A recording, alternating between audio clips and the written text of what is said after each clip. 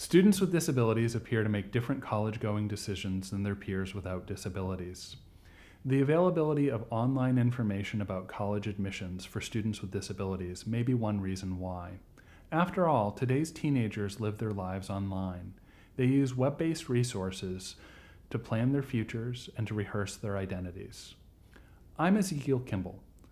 I'm the Associate Director of the Center for Student Success Research at the University of Massachusetts Amherst. I'm also the Principal Investigator on a grant funded by the Massachusetts Inclusive Concurrent Enrollment Initiative. In an attempt to figure out why students with disabilities display different college-going trends than their peers without disabilities, we looked at search results for common queries related to college-going and disability. What we found suggests systematic problems with access to high-quality, highly useful information. To reach these conclusions, we examined Google search results for both plain and technical language searches. We searched for 25 different keywords related to disability, either the search term college or the search term university, in either MA or Massachusetts. We then categorized these results based on whether they had information about college going, who authored the page, and variations in patterns of response across search terms. We developed short vignettes that described how high school students with varying types of disabilities, as well as their parents or guidance counselors, might use the most frequently occurring pages. Examining roughly 1,200 distinct data points generated by our searches, we found that there was an overwhelming signal and noise problem. In fact, about 62% of the search results did not provide any information whatsoever about college or college going. The figure on the screen shows the results of our analysis. The main takeaway from this figure is that including the term disability in the search, for example, physical disability or learning disability, improves the frequency with which results were about college going. However, it also often returns results about all types of disabilities rather than those specific disabilities specified. We also examined who produced the web pages that we found using our Google searches. The figure on the screen now shows the results of our analysis.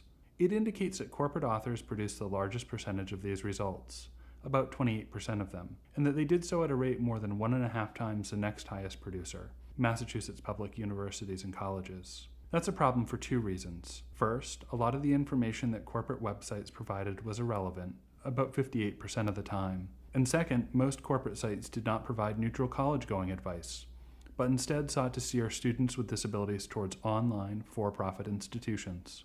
Digging a bit deeper into these figures, it also becomes clear that the problem of relevant information is widespread, with only Massachusetts public colleges and universities providing useful results more often than results without information on college going. Additionally, we looked at whether the availability of good information about college going varied across disability type.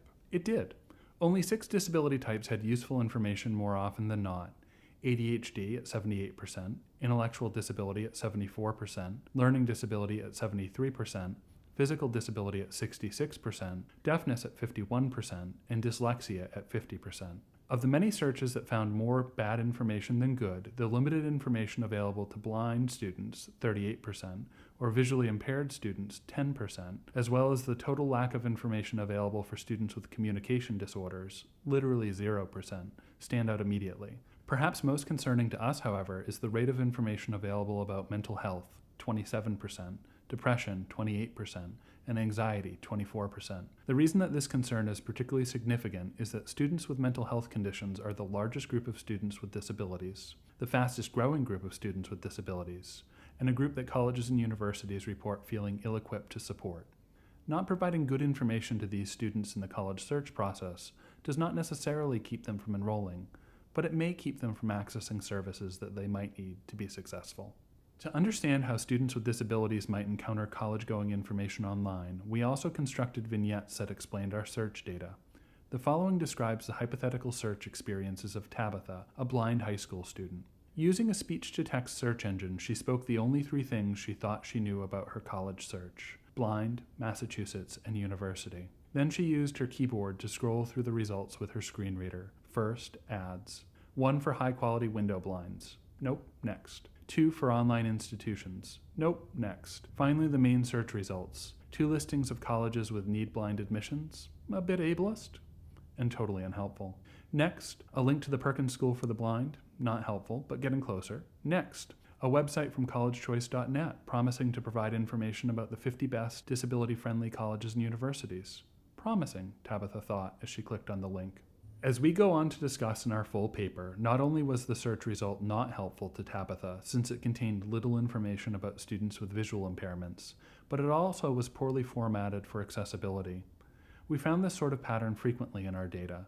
Sometimes information that superficially seemed useful turned out to be misleading, biased, or flat out wrong.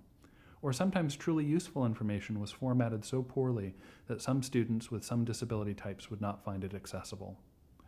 These are major issues in the college-going process for students with disabilities.